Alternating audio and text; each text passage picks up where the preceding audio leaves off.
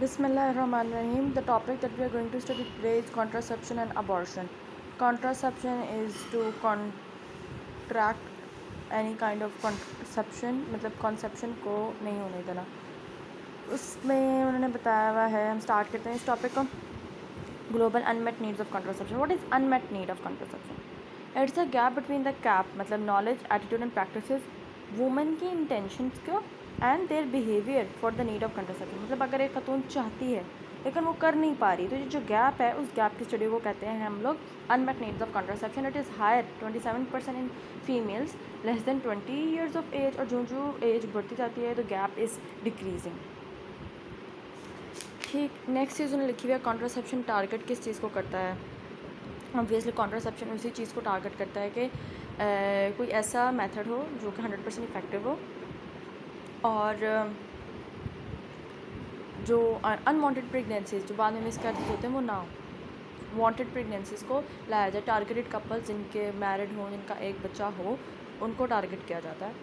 और there are lot of ways तो हम पढ़ेंगे. उसमें से एक long acting reversible contraceptive methods हैं जिसमें पिल्स लेते हैं. That is fit and forget method.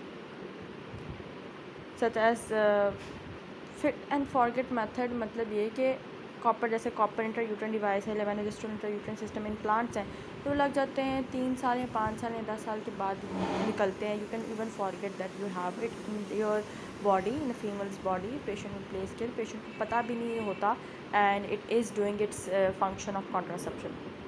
Mechanism of action. तो मैकेनिज्म ऑफ एक्शन हम डिवाइड करते हैं उसकी क्लासिफिकेशन बेस है. बेसिकली या तो आप ओवुलेशन ना होने दें, या अगर ओवुलेशन हो गई है तो स्पर्म को फर्टिलाइज़ ना करने दें. एम्ब्रियो अगर फर्टिलाइज भी हो गए तो उसकी इम्प्लांटेशन ना होने दें. स्पर्म अगर फीमेल बॉडी में है तो स्पर्मिसाइड यूज़ करें कि स्पर्म्स जो हैं डेथ हो जाए. Allow sperms into the vagina but block further passage. और या फिर स्पर्म्स को वजाइना में एंटर ना होने दें. कैसे? फीमेल या मेल कॉन्डम्स के ज़रिए, fertile period of the cycle में सेक्स अवॉइड करने से, या fertility awareness based method. Efficacy और इफेक्टिवनेस को आगे हम हर एक के साथ स्टडी करेंगे. अच्छा, WHO ने ना medical eligibility criteria for contraception use दिया हुआ है हर खातून के लिए, उसकी हर एक स्पेसिफिसिटी को देखते हुए. ये है मेडिकल एलिजिबिलिटी क्राइटेरिया का व्हील. अब उसमें मेडिकल एलिजिबिलिटी क्राइटेरिया में हर चीज़ में 1 2 3 हम लोग देखेंगे इसमें ना 1 2 3. तो 1 का क्या मतलब है? Medical eligibility criteria MEC wheel जो WHO से इशू होता है, उसमें 1 का मतलब ये है कि ये जो कंडीशन, इसमें कोई भी कंडीशन, तो इस व्हील में जहाँ 1 लिखा हुआ है इसका मतलब ये है कि ये तो बेस्ट है. There is no restriction for the use of contraceptive method, ये बेस्ट है. 2 है, इसका मतलब है रिस्क है बट बेनिफिट्स भी हैं, एंड रिस्क और आउटवेइंग द बेनिफिट्स.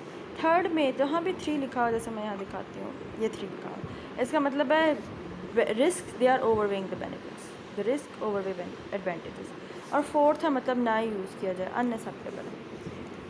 और लेट्स से कुछ ख़वातीन में मेडिकल कंडीशंस भी हैं. 4 condition medical eligibility criteria category 4 condition use of combined oral contraceptive pills. तो इन कंडीशंस में स्मोकिंग में, high blood pressure, hypertension, DVT, MI, CVA या थ्रोम्बोजेनिक इवेंट, ब्रेस्ट कैंसर के केसेस में, तो दे आर कैटेगरी 4 कंडीशंस, मतलब इनमें ना ही यूज़ की जाए तो अच्छा है. प्लस कुछ ख़वातीन जो कि मेडिकल इलमेंट की वजह से ड्रग्स लेती हैं, मेडिसिन लेती हैं, एंटी कन्वल्सेंट रेजिमेंट लेती हैं, एंटीबायोटिक्स लेती हैं, एंटी फंगल्स लेती हैं, तो ऐसी ड्रग्स जो कि efficacy of hormonal contraception decrease कर दें. क्यों? क्योंकि वो लिवर के एंजाइम को ओवर एक्टिव कर दें. साइटोक्रोम P450 को, जैसे रिफाब्यूटिन है, रिफैम्पिनम हमने पढ़ा था, ग्रीसियोफल्विन एंटी फंगल्स में से, तो increases the cytochrome P450 activity. तो उसकी वजह से क्या होता है, जो हमारे पास हार्मोनल कंट्रासेप्टिव डिवाइसेस होती हैं, जो हम रखते हैं, हार्मोनल कंट्रासेप्टिव पिल्स पैचेस देते हैं, वो इतने इफेक्टिव नहीं हो पाते.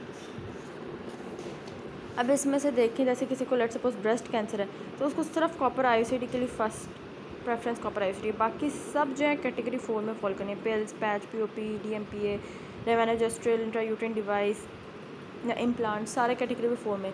अब लेट सपोज DVT में चलते हैं. DVT अगर एक्यूट DVT है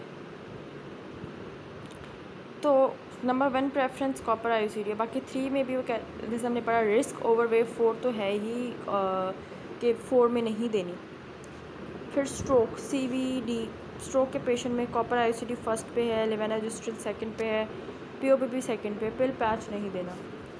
इस तरह बाकी सब कंडीशन, स्मोकिंग, डायबिटीज़, ओबेसिटी, तो ये मैक व्हील है, WHO की तरफ से मेडिकल एलिजिबिलिटी क्राइटेरिया व्हील, ये तो 2015 के नए आ चुके हैं।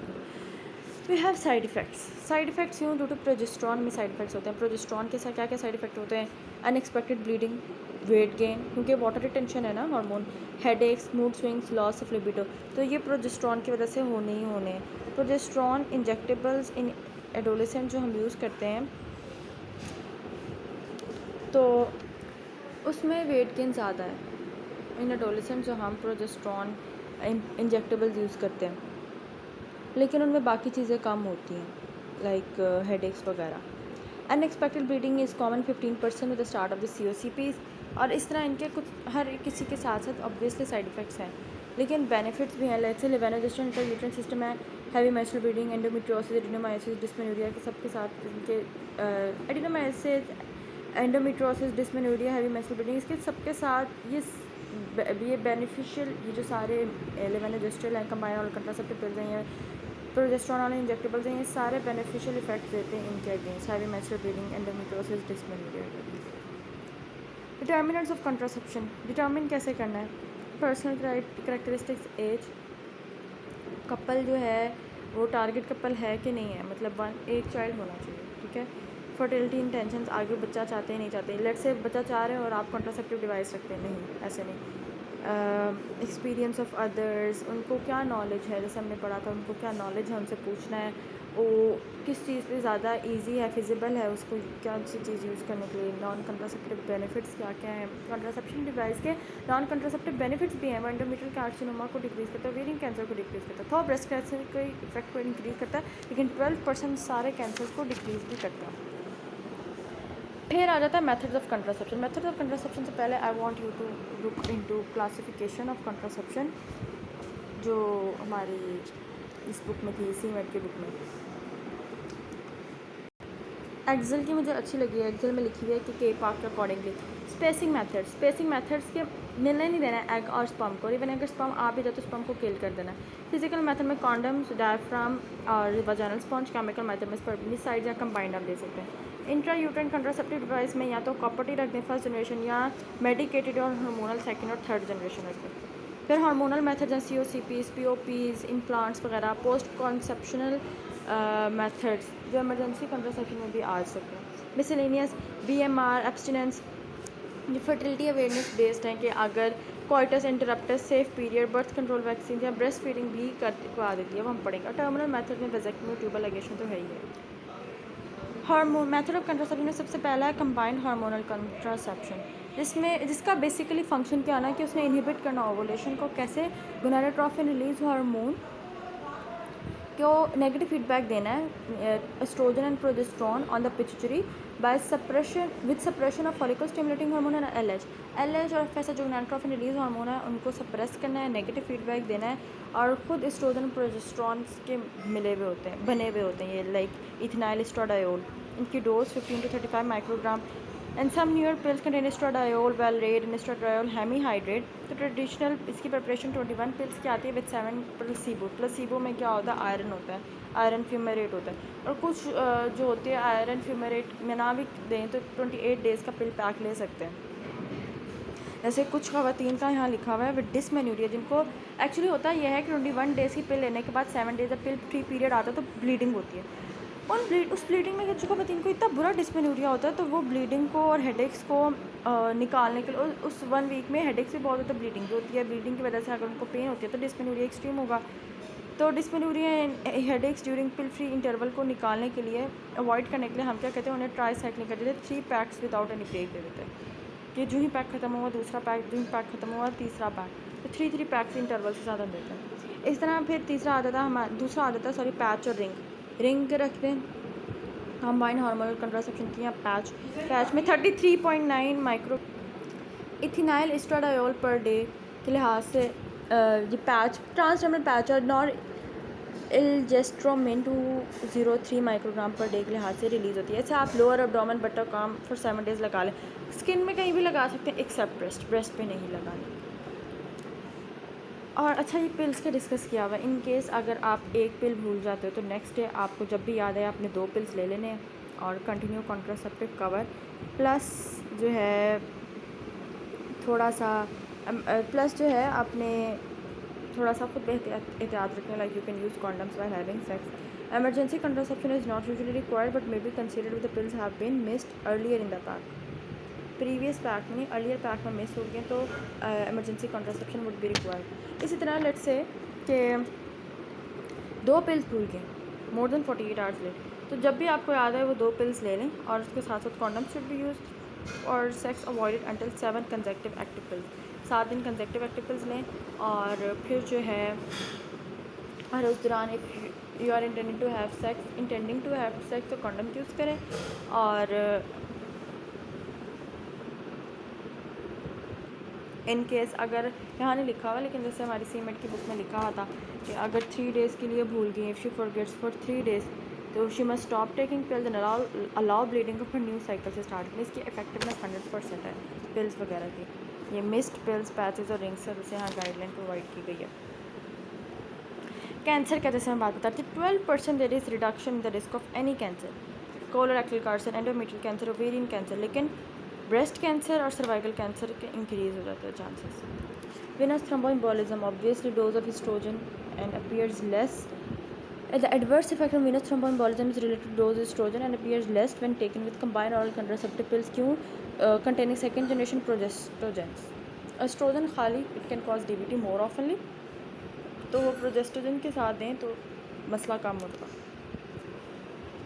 प्रोजेस्ट्रॉन ओनली कॉन्ट्रासेप्टिव मेथड्स, इस पर आ जाते हैं लेवोनोजेस्ट्रॉन इंट्रायूट्राइन सिस्टम।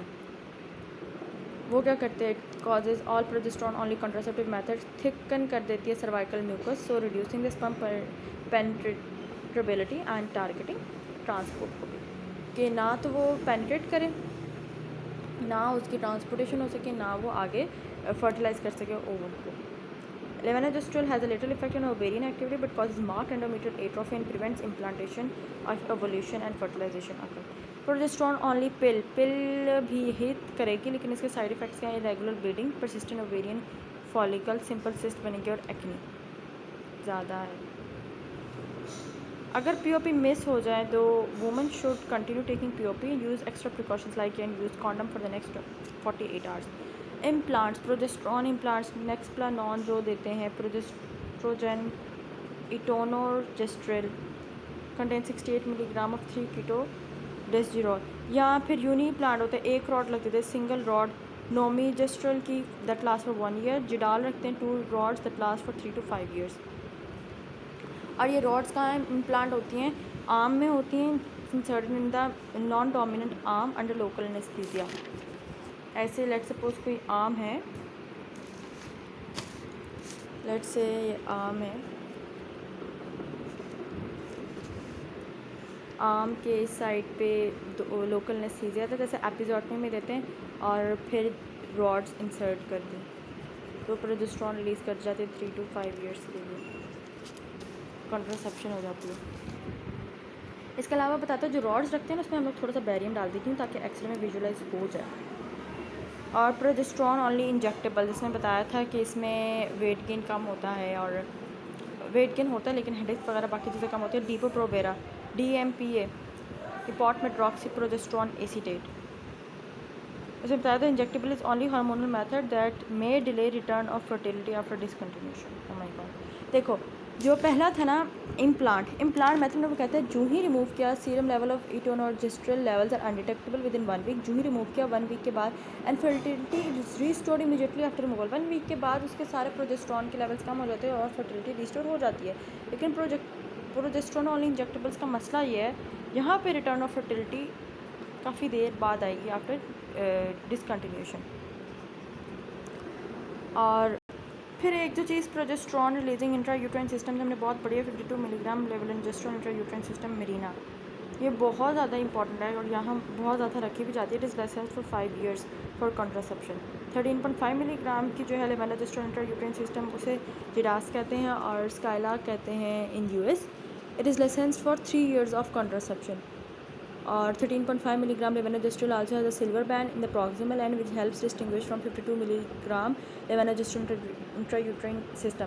एक 13.5 की है और एक हमारे पास 52 मिलीग्राम की। 52 मिलीग्राम की 5 ईयर्स के लिए देती है, 13.5 की 3 ईयर्स के लिए देती है।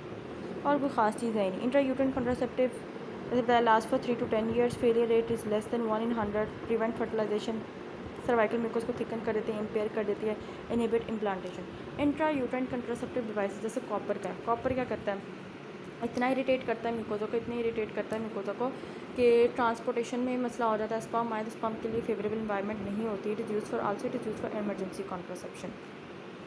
और मोड ऑफ एक्शन जैसे लिखा हुआ है, क्या करता है, मैक्रोफेजेस को concentration of macrophages leukocyte prostaglandin various enzymes both uterine and tubal fluid increases significantly.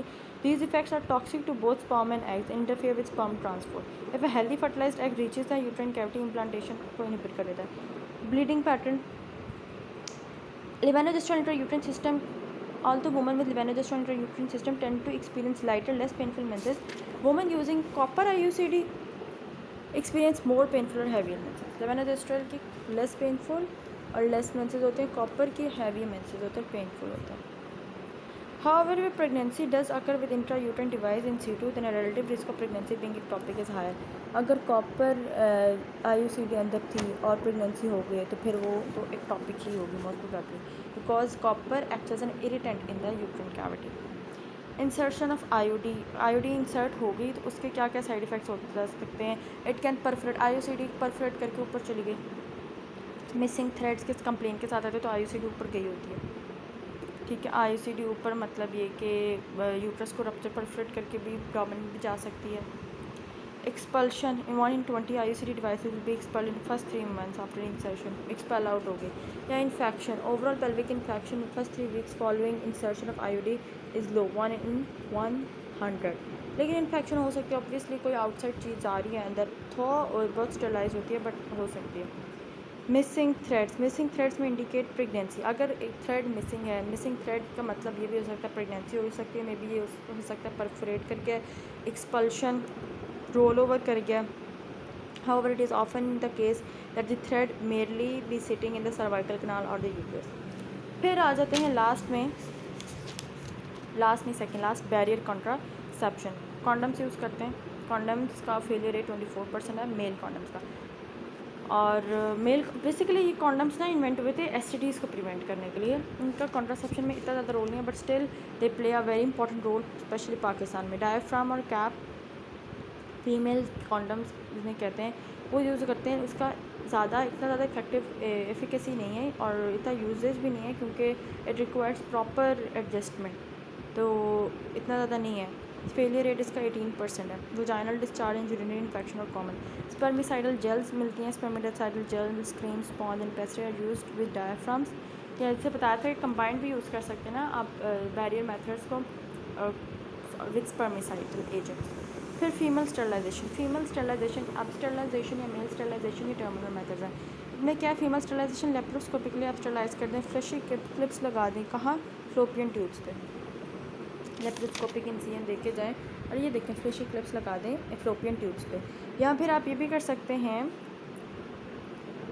कि हिस्टेरोस्कोपिक स्टरलाइजेशन, हिस्टेरोस्कोपिकली जाएं और ये देखें ये स्प्रिंग्स जो लगे हुए हैं, micro insert ensure expanding springs of 2 millimetre और 4 सेंटीमीटर इन लेंथ, निकल, स्टील या टाइटेनियम के ट्यूबल ऑस्टिया पे लगा दें। वो क्या करेंगे, ये springs that will cause fibrosis with in the Cornell section और फ्लोपियन ट्यूब का 3 मंथ के अंदर इतनी फाइब्रोसिस हो जाएगी कि वो बंद हो जाएगी, ठीक है। तो दिस इज़ अ कॉन्ट्रासेप्शन और ये it can last longer. Obviously sterilization है, यहाँ उसने बताया हुआ है कि ये जो स्टरलाइजेशन फीमेल स्टरलाइजेशन के मेथड है ना, इट इज़ इरिवर्सिबल।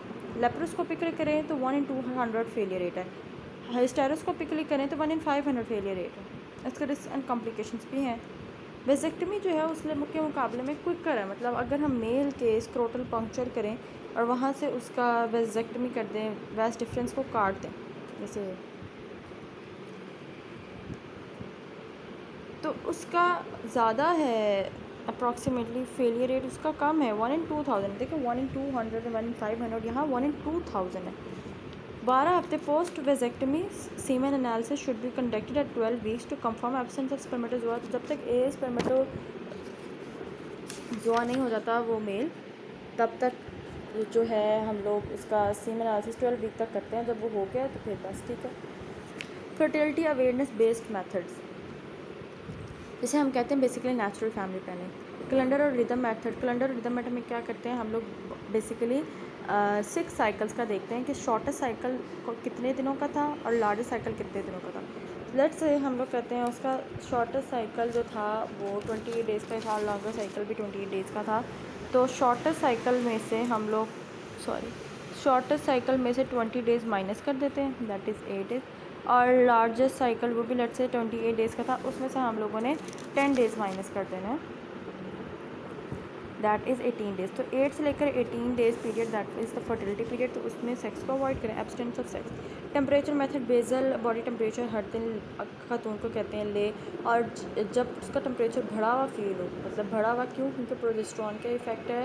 और progesterone temperature rises after ovulation 0.2 to 0.4 degree Celsius, तो प्रोजेस्टेरॉन के इफेक्ट से फॉलोइंग ओवुलेशन, तो उस पीरियड में avoid sex. Cervical mucus method, mucus on toilet tissue देखें। मिड साइकिल फर्टाइल म्यूकस जो होता है it's clear and watery slippery rather than raw egg white. Following ovulation वो थिक और ओपेक हो जाता है, पहले वो वाटरी होता है उसके बाद वो थिक और ओपेक हो जाता है। सर्वाइकल पाल्पेशन, सर्वाइकल पाल्पेट वैसे तो सर्विक्स होगी नॉर्मल, लेकिन जब ओवुलेशन पीरियड है तो उसमें it rises 1 to 2 centimetre and feel softer and moist. Personal fertility monitor, personal fertility monitor क्या कि डिपस्टिक्स टेस्ट जो रिकॉर्ड करते हैं मेटाबोलाइट्स किसके, estrogen and LH in the urine, तो उसके मेटाबोलाइट्स से हमें पता लग सकता है कि क्या आया ओवुलेशन हुई या नहीं हुई, क्योंकि उसके साथ ओवुलेशन के साथ एलएच सर्च होती है, एलएच सर्च के बाद ओवुलेशन होता है ना, तो एलएच के मेटाबोलाइट्स को हम देख सकते हैं। लैक्टेशनल एमेनोरिया, जैसे बताया था कि ब्रेस्ट फीडिंग की वजह से भी कुछ खवातीन को 6 मंथ के लिए एमेनोरिक हो जाती हैं। Why, because prolactin increases and it inhibits the gonadotropin release hormone. Emergency contraception in case women deserves a second chance to prevent an unattended pregnancy, मतलब कोई अनअटेंडेड प्रेगनेंसी है रेप के केसेस में, तो कॉपर आईयूसीडी रख सकते हैं, is the first choice. Copper IUCD, 2 oral methods of emergency contraception या लेवेनाजिस्ट्रल दे दें, and progesterone receptor modulator ulipristal acetate, ये दोनों दे सकते हैं। जैसे एक कॉपर आईयूसीडी था, एक लेवेनाजिस्ट्रॉल 1.5 मिलीग्राम और दूसरा उलिप्रिस्टल एसीटेट। फिर यहाँ वो लिखता है कि एमरजेंसी कॉन्ट्रासेप्शन इसमें आईओडी रेज दे सकते हैं, that is 99% effective. IUD is inserted up to 5 days under ovulation for emergency contraception. Ulipristal या लेवेनाजिस्ट्रल देते हैं, they are oral available methods. Ulipristal को 120 hours आफ्टर अनप्रोटेक्टेड इंटरकोर्स दे सकते हैं, जबकि levonorgestrel can be used with in 96 hours of unprotected intercourse. Effective ongoing contraception should be start after emergency contraception. Effective ongoing contraception let's say कि अगर एक खातून pills ले रही थी और पिल्स के साथ she met an unintended pregnancy, unintended conception, तो उसके बाद उसके इफेक्टिव ऑनगोइंग कॉन्ट्रासेप्शन को let continue. And this is all about it. हाँ, अबॉर्शन के डिफरेंट लॉज हैं और डिफरेंट तरीके हैं। मेडिकल अबॉर्शन है, मेडिकल अबॉर्शन में मिफेप्रिस्टोन या मिसोप्रोस्टॉल दे देते हैं। A woman can be advise 9 weeks gestation में they will bleed for average 2 weeks after medical abortion. अगर 9 week की प्रेगनेंसी है तो 2 weeks तक तो वो ब्लीड करेगी। दूसरा सर्जिकल मेथड है जिसमें मैनुअल वैक्यूम एस्पायरेशन है, जो अगर छोटी एज का हो, जैसे 14 weeks से भी कम हो, up to 14 weeks, like 9 to 14 weeks। 9 weeks है मेडिकल अबॉर्शन से, 9 to 14 weeks conduct surgical termination pregnancy up to 14 weeks। फिर dilatation, curettage in dilatation and evacuation आ जाता है, आफ्टर 14 weeks हम ये करते हैं। And what can be the sequel of abortion? Sequelae of abortion can be ectopic pregnancy. Why? Because of fibrosis, and there is no association with breast cancer, no adverse effect on the mental health, बाकी सब normal होता है। और एक और बात, अगर after DNE dilatation and evacuation endometrial thickening is more than 15 millimeter, तो इसका मतलब रिटेन प्रोडक्ट ऑफ कंट्रासेप्शन है, they need to be cleared out, क्योंकि एंडोमेट्रियल थिकनिंग 15 नहीं होनी चाहिए, it's like 3 to 5 millimeter normal. And this is all about this chapter.